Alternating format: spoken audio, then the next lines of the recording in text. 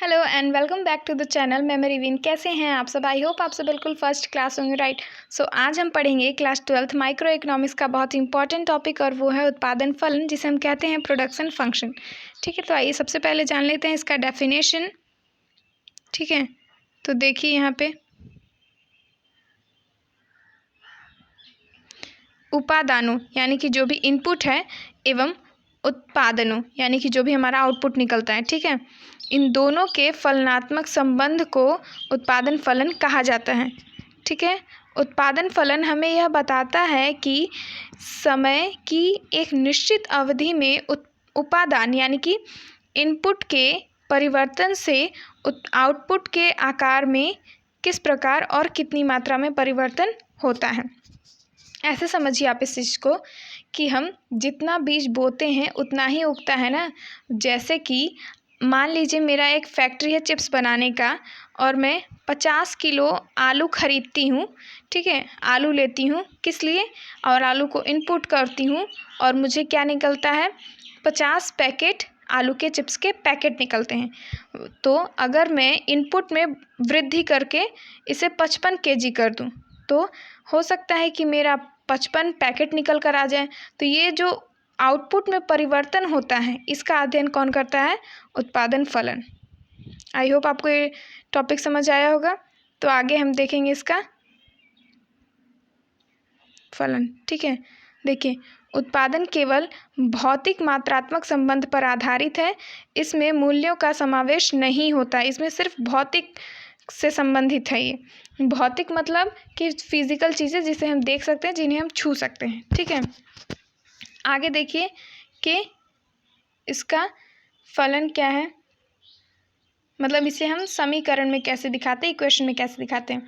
Q R is equal to F, F for फलन होता है, और फिर इसमें ए बी सी डी। ठीक है, आगे देखिए उत्पादन फलन के प्रकार कौन कौन से होते हैं, और ये आपके एग्जाम में पूछे जाते हैं। उत्पादन फलन के दो प्रकार होते हैं। पहला स्थिर, इसे हम निश्चित अनुपात के नाम से भी जानते हैं, और अल्पकालीन उत्पादन फलन के नाम से भी जानते हैं। तो ऐसा क्यों है ये भी हम जानेंगे। देखिए आगे, जब उत्पादन के कुछ साधनों अथवा एक साधन की मात्रा को स्थिर रखते हुए अन्य परिवर्तनशील साधनों की मात्रा में वृद्धि की जाती है तो इसे हम अल्पकालीन उत्पादन कहते हैं। अब ऐसा क्यों इसमें सिर्फ एक ही वस्तु को हम स्थिर रख सकते हैं। ठीक है, सारी चीज़ों को स्थिर क्यों नहीं रख सकते, या फिर सारी चीज़ों में हम परिवर्तन क्यों नहीं कर सकते। ठीक है, तो ऐसा इसलिए क्योंकि ये अल्पकालीन है। ठीक है, इसका नाम भी स्थिर है, वो इसलिए क्योंकि ये थोड़े टाइम का होता है ना, इसका टाइम पीरियड कम होता है, जिसमें हम सभी चीज़ों को में परिवर्तन नहीं कर सकते हैं। जैसे कि हमारा मशीनरी है, हमारा लैंड है, हम इन सब में परिवर्तन नहीं कर सकते। ठीक है, हम कुछ चीज़ों में ही परिवर्तन कर सकते हैं। तो इसमें क्या है, एक साधन की मात्रा को स्थिर रखते हुए अन्य में परिवर्तन हम कर सकते हैं साधनों में। जैसे कि कच्चा माल, हम जो मेरा जो आलू का फैक्ट्री है उसके लिए हम आलू जो हम मंगाते हैं उसमें वृद्धि कर सकते हैं तुरंत। ठीक है, आई होप आपको ये चीज़ समझ में आ गया होगा। तो आगे देखिए, इसी का है, क्योंकि अल्पकाल में उत्पादन के सभी साधनों को बढ़ाना या घटाना संभव नहीं है। यही बात मैंने कही थी। जबकि परिवर्तनशील साधन की मात्रा को आवश्यकता अनुसार घटाया या बढ़ाया जा सकता है। इस प्रकार उत्पादन फलन परिवर्तनशील अनुपातों के नियम का अध्ययन करता है।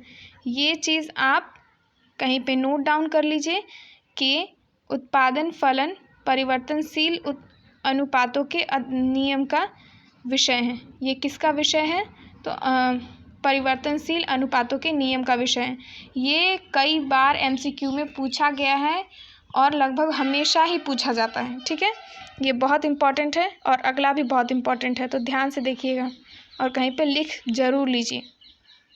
परिवर्तनशील अनुपात अथवा दीर्घकालीन उत्पादन फलन।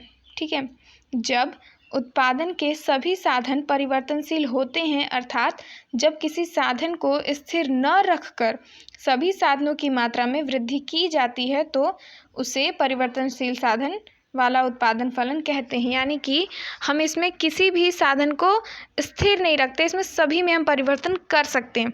क्यों? क्योंकि इसमें दीर्घकाल है, यानी कि लंबा टाइम है हमारे पास, जिसमें परिवर्तन करना हमारे लिए आसान हो जाता है। ठीक है, हाँ ठीक है, आगे देखिए।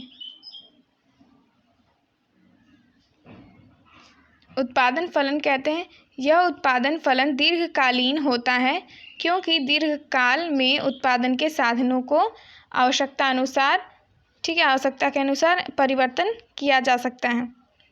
ठीक है, वही बात है। और यह किस चीज़ का विषय है? यह उत्पादन फलन पैमाने के प्रतिफल का विषय है।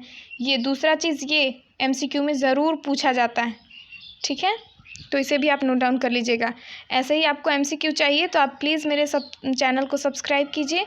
आपको ये वीडियो अच्छा लगा तो प्लीज़ लाइक, कमेंट और शेयर करते रहिएगा। ठीक है, थैंक यू।